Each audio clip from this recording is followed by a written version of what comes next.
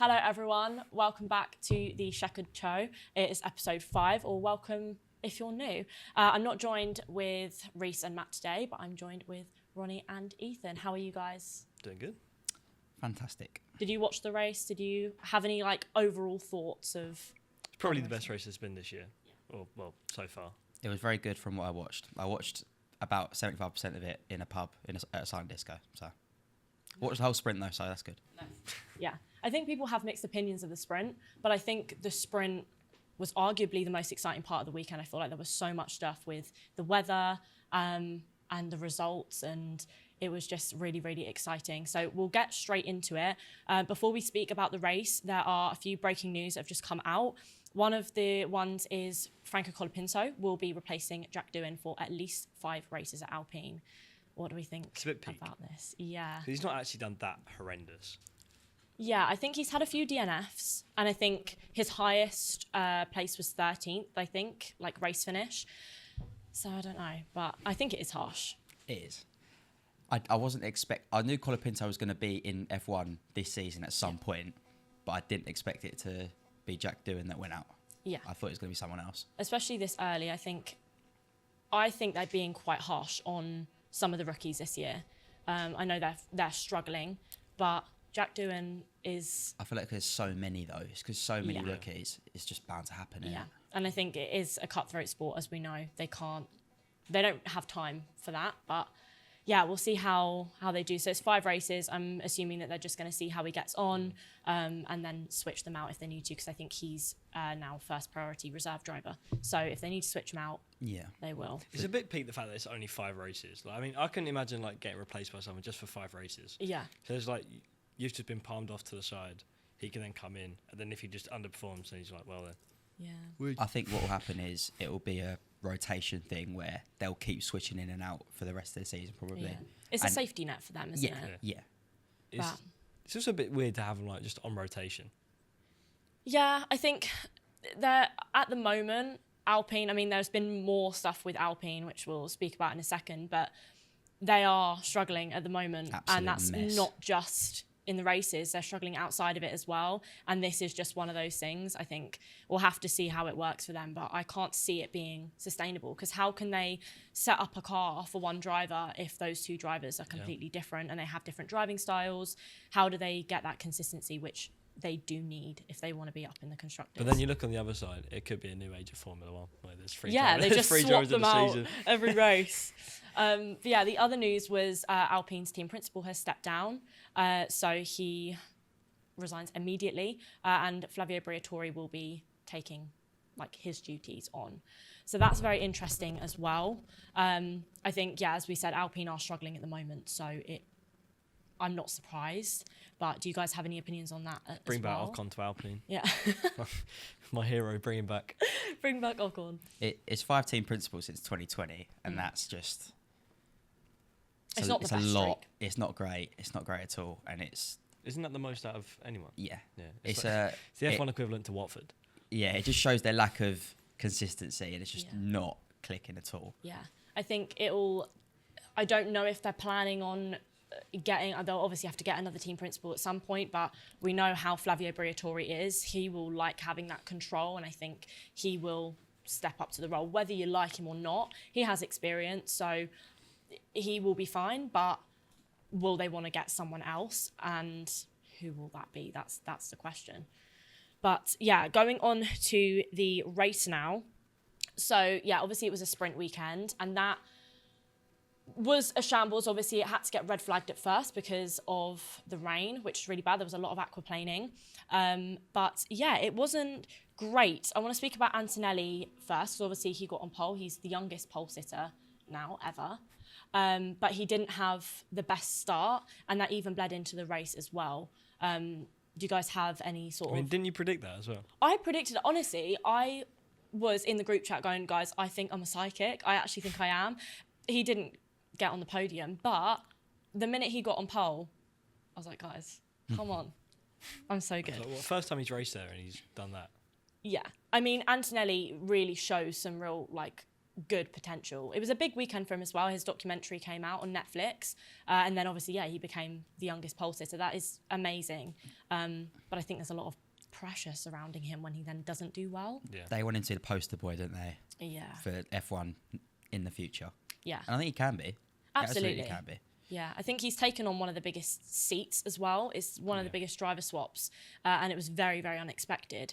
So that is something for them to play on. But yeah, it wasn't the best weekend for him. So obviously, at first, he was off at turn 1, and he ended up finishing in P7 from P1. So it wasn't ideal. And then obviously in the race, there was the unsafe release. I want to know your guys' opinions on this because it was mental to me. To do that, it's absolutely shocking because you think about how dangerous the sport is in general, and you've just got human beings just standing there next to a car saying, "Right, go on, mate. We've not looked behind us, but we'll let you go anyway." Do your 6-point check, guys. I said they're going to start showing that clip in driving lessons to make you do your 6-point check because so Verstappen obviously got the 10-second time penalty because where Antonelli was trying to go into the pit box right in front of him, and then Verstappen's team released him, and there was a collision. And that was not good for Antonelli either because then he obviously just had to do a straight drive-by. He couldn't then come in.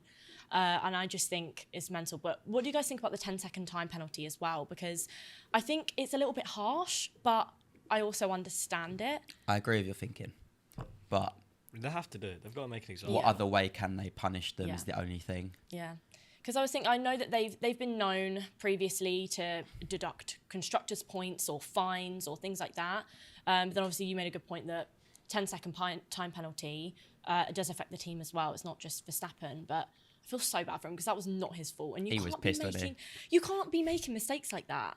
As, world champions, constructors champions, you can't be making small little mistakes It's like not that. exactly Max's fault. It's more of the team thing. Oh, absolutely.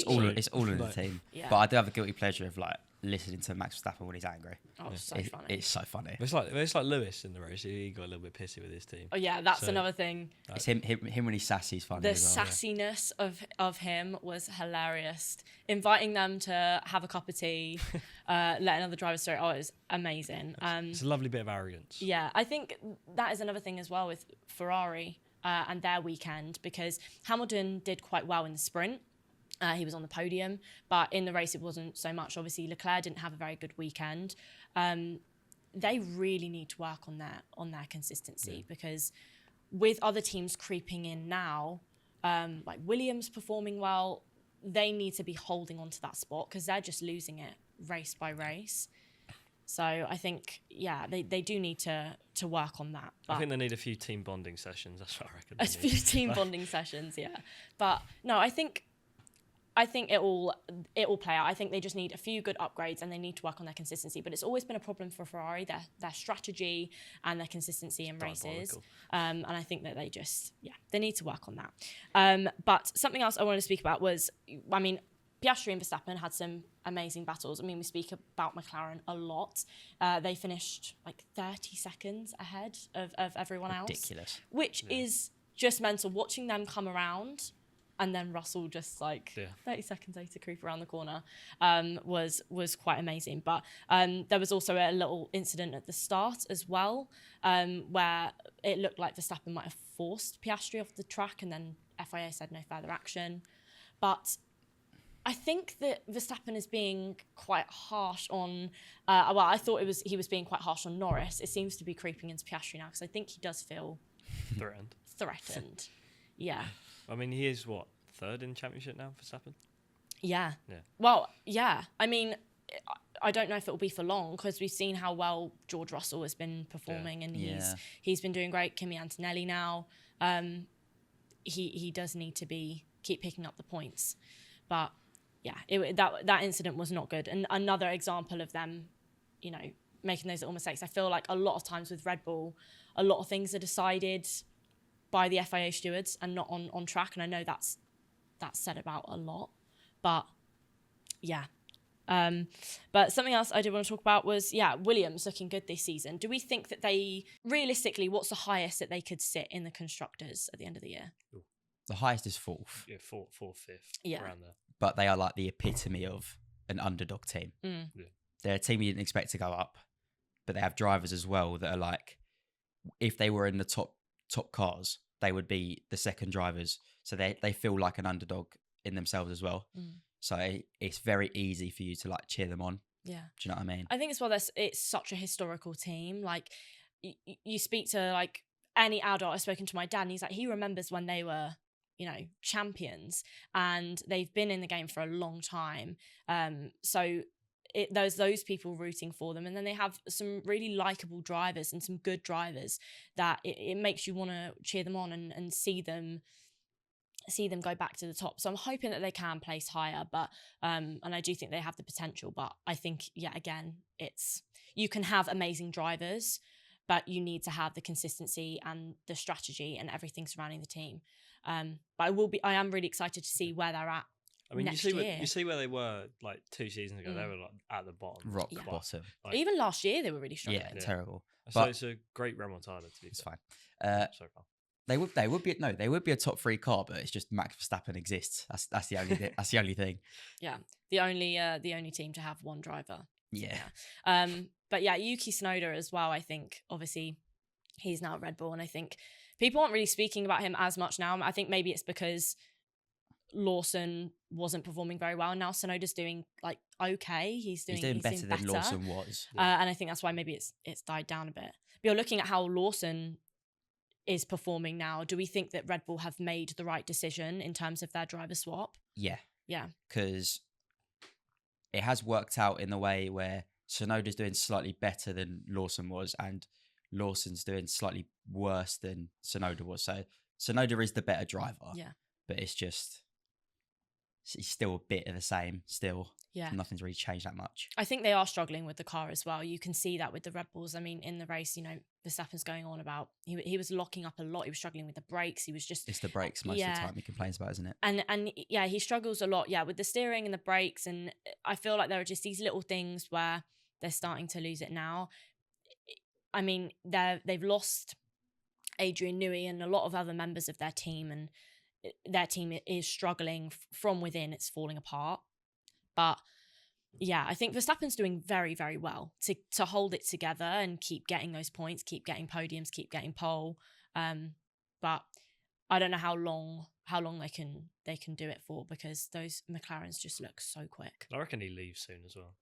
He's got a clause, hasn't he? What's the contract thing? It activates after the season, doesn't it?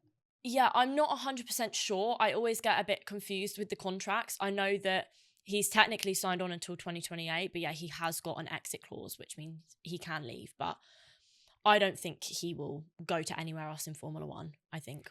Well, where would he go? He's not going to go McLaren because they've got top drivers anyway.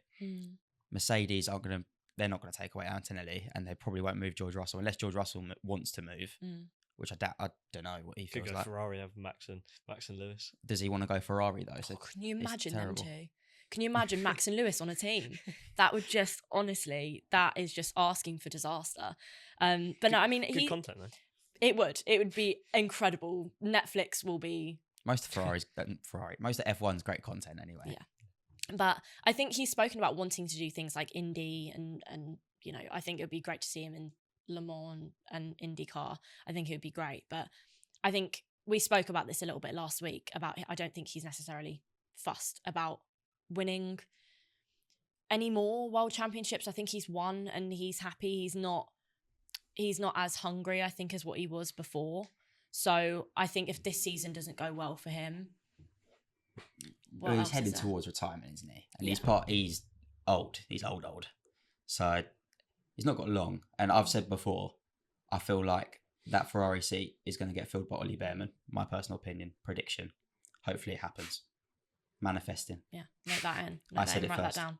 You said it first. No, I think he will, but it depends on how long Hamilton and Leclerc want to stay, because does he just want to finish his career at Ferrari, or does he want to get another world championship there?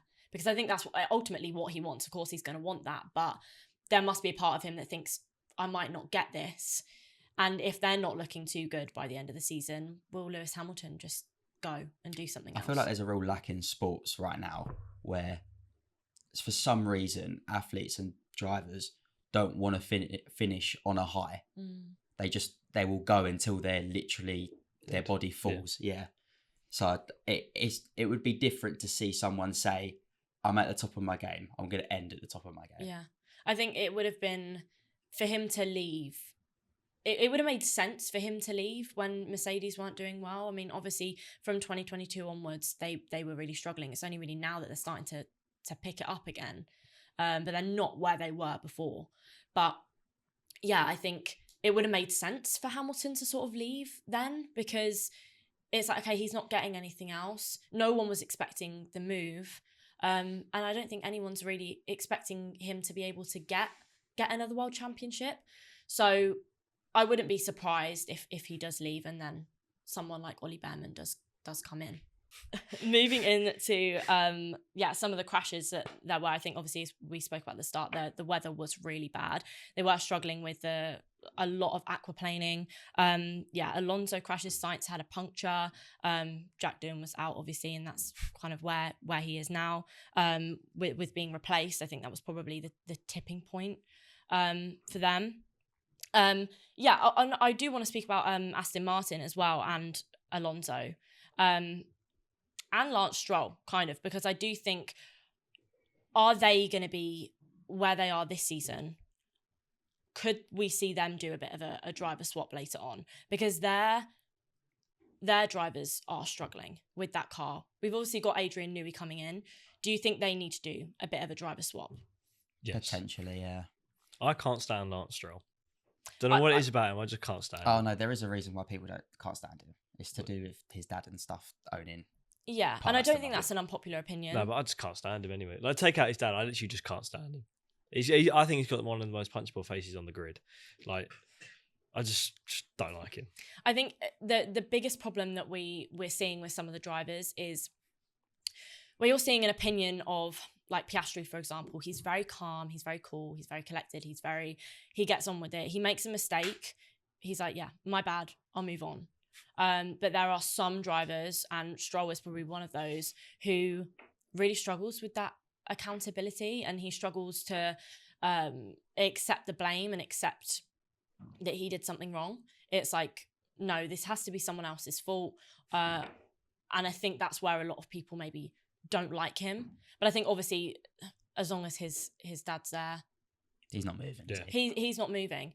And this whole Mazepin thing happens where Canada do something stupid and he gets barred from the sport pretty much. Yeah. So unless that happens, I don't reckon he's going anywhere. I think you never know with these things. I mean, I think it will take something really big for Stroll to go, or a big opportunity somewhere else. But I think ultimately he wanted the F1 seat. He wanted to be there, and he's got the seat. But we are seeing them struggling a lot with the car, and I think Aston Martin are kind of writing off this season.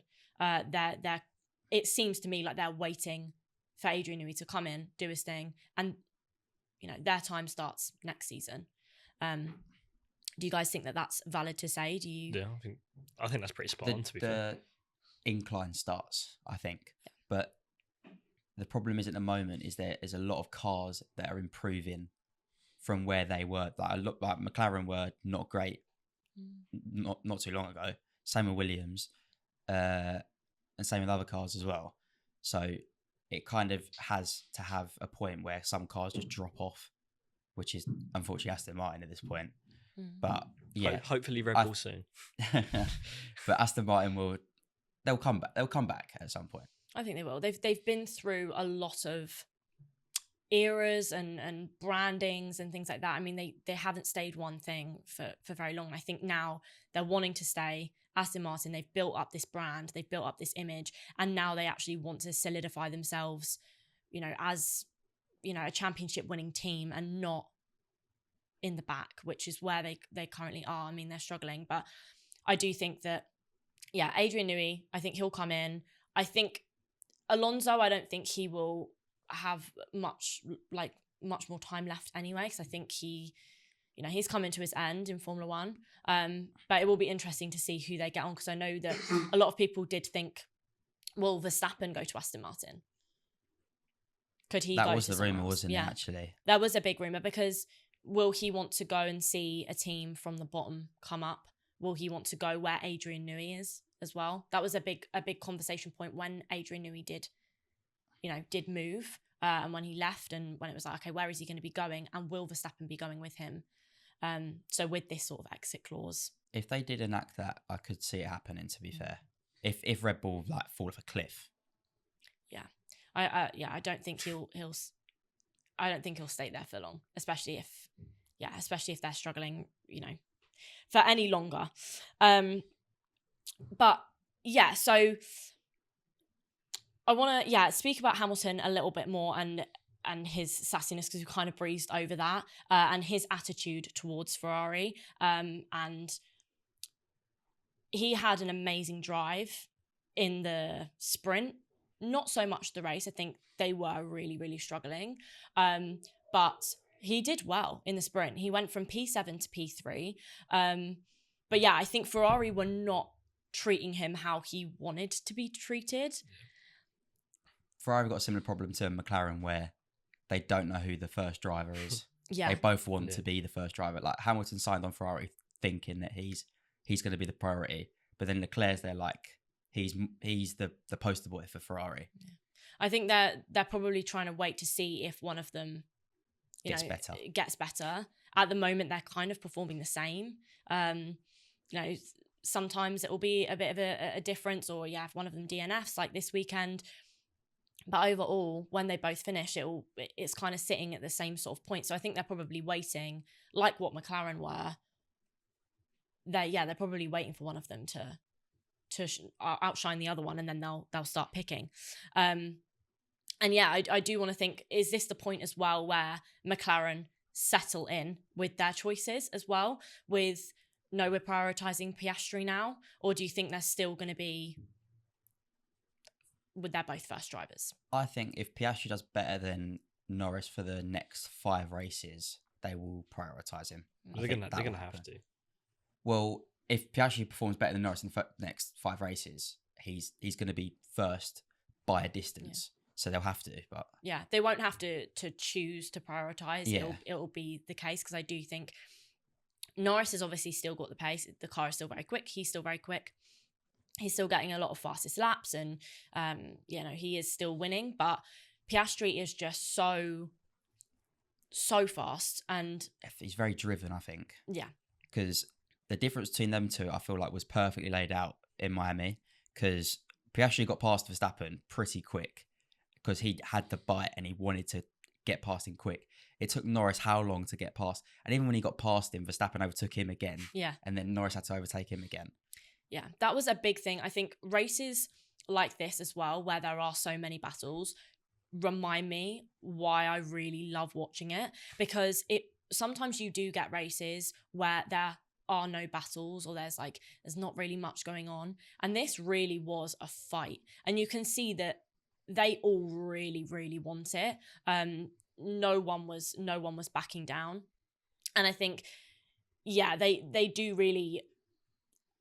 I think they're showing the McLarens that no, they are here now. They're wanting to race, and I think Verstappen is still really holding on to that.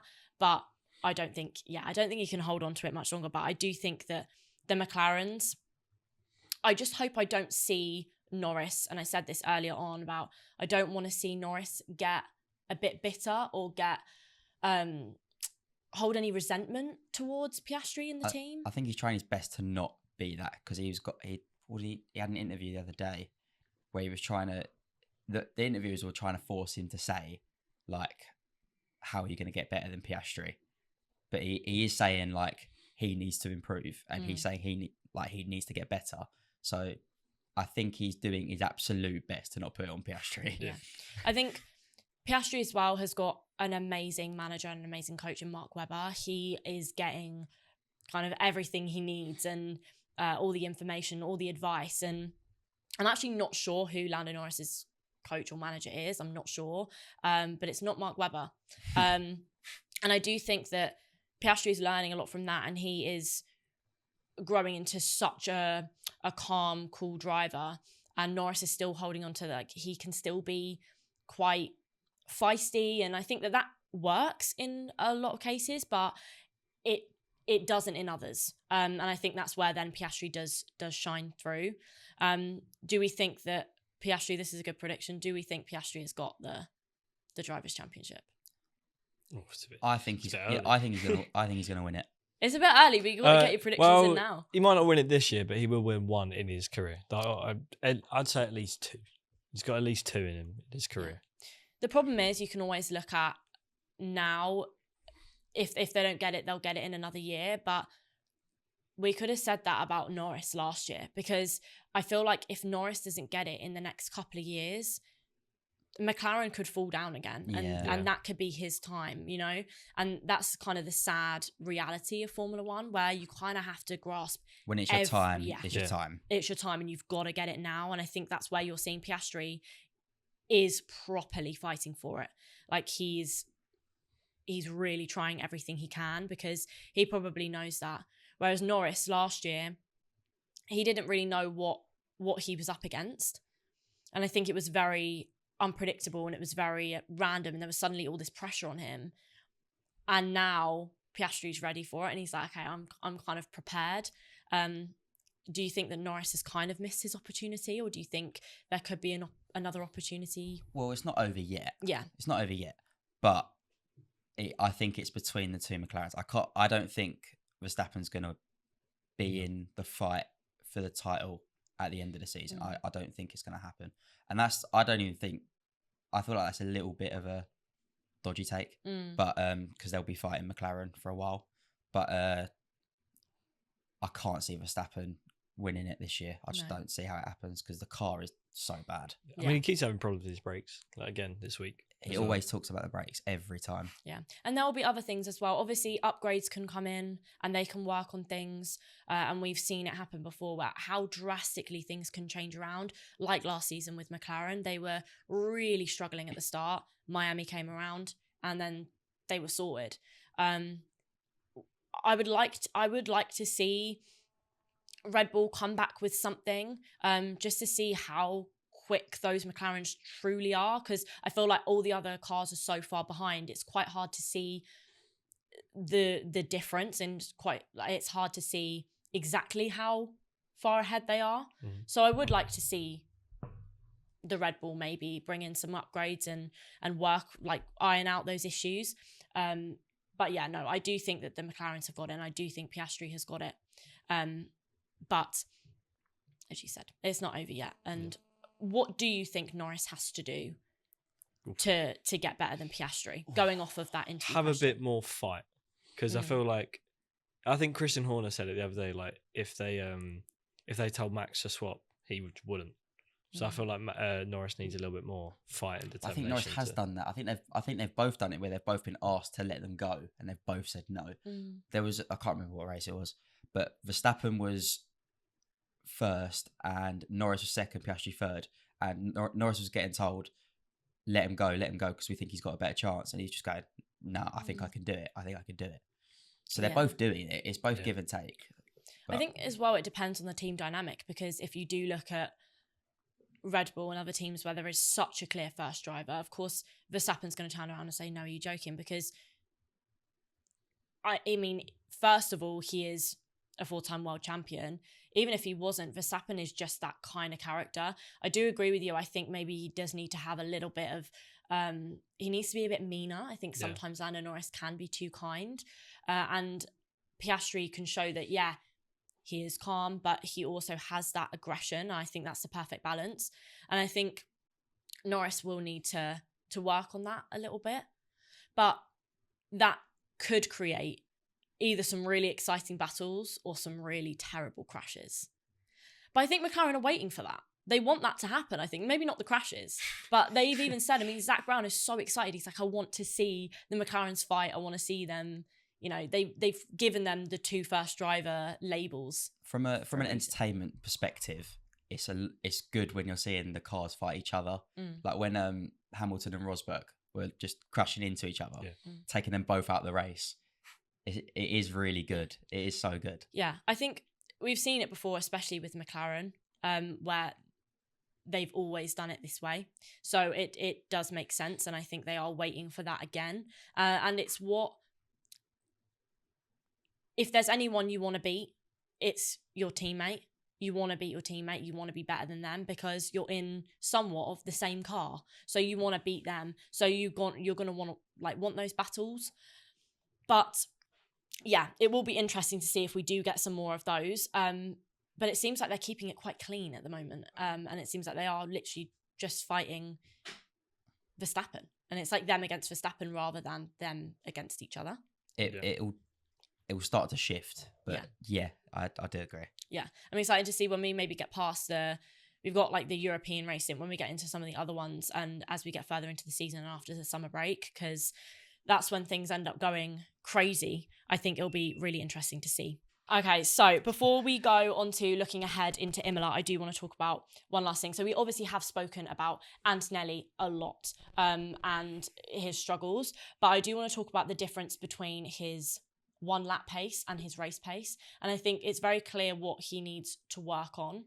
I think there is a lot of pressure surrounding Antonelli, and all that pressure has come on so quick. And everyone's expecting him to be the next Lewis Hamilton, and they're expecting him to take on that role right away. But I do think that if he can work on that race pace and the racecraft, do you think that he can be in the fight at the end of the season or next season as early as? I think next season I can see Mercedes getting to the point where they're similar to McLaren and they'll challenge each other. I think it'll be a good fight next season. Yeah. And Antonelli's got it. He can do it. Yeah. But there's also Russell as well, who's just smooth operator. Just he's always there every time. Yeah. Every time. He got a podium in Miami. No one's talking about it. Yeah, I think he does. Russell does sometimes get slightly overlooked, I think. It is interesting because he is up there. And I think people, there's such, a light shone on Verstappen and the McLarens and everything. We've spoken about it a lot. When you do look at the Mercedes and you look at Russell, as you said, he's always there. He's getting in there. He's getting, the podiums and the pole positions. And I think it will be very interesting to see if Red Bull do kind of fall down and they come back up, will the light then be shone on them? As it always does, there's always then a pressure put on. If it's not this team, it's going to be that team. But I hope the pressure doesn't get to Antonelli, because I think Russell's been in it for a good few years where he could deal with that pressure. He's sort of got the mentality where I don't think anything really phases him either. Yeah. He's literally like Mr. Grey. He gives 7 out of 10 performances every week. Just kind of comes in, does his job, goes. Yeah. Right. And what more can you really ask for, to be fair? Yeah. And I think if Antonelli can adapt that same sort of mindset and just come in, focus on the race, and try and not think too much about the outside and try not to think too much about pressure, and he can work on that racecraft and work on that race pace. Some other drivers do struggle with it as well. Leclerc has been known to struggle with it, where he's got this amazing qualifying and one lap pace, and when it comes to the race, he starts to struggle a little bit more. I think if Antonelli can work on that early on.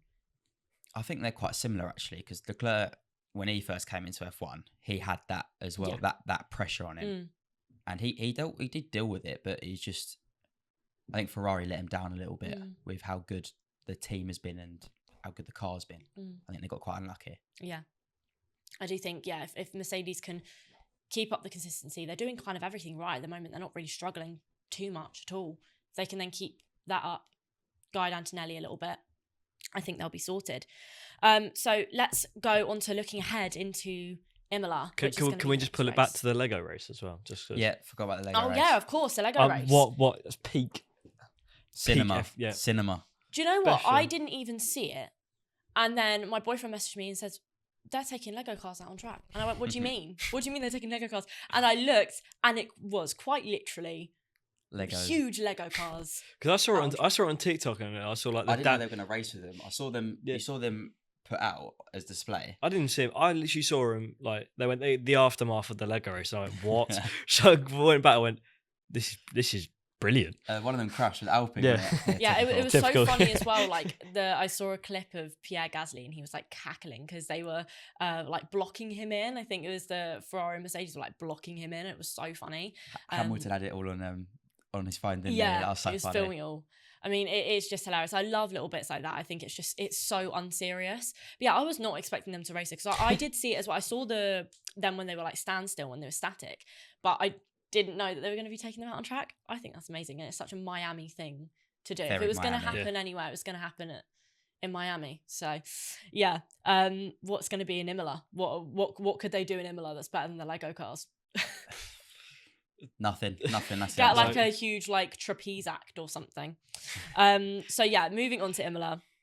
First of all, I want to give an update on the leaderboard so far. We've been kind of keeping a tally of who's ahead with the predictions. So in P3, we have Rhys with 2 points. I'm then second with 3 points. And Matt is somehow got 7 points. Yeah, he's a nerd. I don't know how he's got 7 points. To be honest, he has been, I think, He's last been boring. week. He's so boring. Yeah. But you've got to come with some really like interesting takes. I'm sure you will with the predictions. You're going to come out with the most random ones. But no, I think he did really well last week. So I think he's managed to somehow get those points. But yeah, I do want to now go into the predictions for Imola. So for pole, who do we think is going to have it? Do you guys have an idea? I'm going to go Antonelli again. Antonelli on pole? Yeah. Yeah. It's a safe option, I think, but also it's a little bit out there. But I think he could have it. He's already been pole once. Exactly. That's a good one. 2 consecutives. It's a great thing about F1 is that you don't know what's going to happen, which makes predictions hard. You could go boring. This is a thing, because if you go go boring, you're probably then going to get the points. But then you could do what you did before and go for Ocon. Ocon, bloody hell. Well, if he gets pole now, I think Verstappen's going to get pole. Verstappen's going to get pole. I think so. I don't think he's going to win the race, but I think he'll get pole. Okay. All right. And I'm going for Russell. I don't mind that. He needs to get a pole position. He'll get a pole at some point. Yeah. He needs to get a pole position. I don't know. I don't think he will win. Maybe not even be on the podium, but I think he will. He could get pole. I think they all can, realistically. They've all got very quick 1 lap pace. And then the podium. Who's going to be on the podium? Go on. Why do I have to go first? I can go first. I've got mine. I've got mine down. I've gone for Lando winning, Piastri, and then Leclerc. I was going to say Lando winning. I haven't even put Russell on the podium. I'm thinking of doing the same with Verstappen and not putting him in the podium. I just think that, again, as we know, I think it is boring to say that the McLarens are going to be on pole, but it is just so realistic. Well, yeah, because they're just going to win the lot, aren't they? But if you're taking over from Rhys, you need to put Hamilton in there. Nah, no chance. But see, you could do. I mean, I'll save him. I'll save him some points. Well, this would be great if Hamilton actually got in the podium and I don't say it. Well, I'm putting him in the podium. I'm going Piastri, Hamilton, Norris. Oh, you're putting him second. I'm putting him P2. Okay, right. I'm gonna go Norris, Piastri, and Antonelli. Nice. Okay. And then the random one is finishing P11. Who's going to finish P11? Sonoda. Right outside the points. Sonoda's a great shot. That is a good one. Again, he's like, I think I said it before. I think I said he's like the Crystal Palace of F1. Like he's such mid-table. It's a joke. I'm going to say Alex Albon. Because he's been really good. No, he's been really good, but I think Sainz will do better this race and Albon will drop off slightly. Yeah. That is interesting, because I think, the Williams have been doing very well, but they still have their struggles. Because at one point in that last race, they were 5th and 6th. And they do so, like, they can drop off a bit. I've gone for Franco Colapinto. I think if he comes in, and this is my rogue one, because I think if he comes in and says P11 right away. Well, if he finishes in the points in the first race, they're going to win him longer. Yeah. Because Dewey's not done it at all. Not even close. 13th. I think I was going to say if I do the points, then maybe it's a bit far. So if I P11, and then if he places higher than that, then great. And then fastest lap is the last one as well. Leclerc, why not? Yeah. We'll go rogue again. Yeah. I'm going to say George Russell. Nice. I've gone for Antonelli. I think Antonelli might be, and I don't know if this is 100% correct, but I think Antonelli might be the only non-McLaren driver to have a fastest lap this season so far. I think it's all been Lando and Oscar. I think I'm going to go for Antonelli. In a Mercedes car, George Russell. Amazing. Well, we will see you very, very soon with another episode of the Chequered Show. Thank you very much for watching. Remember to like and subscribe and follow on all of our socials, and we will see you very soon. Bye.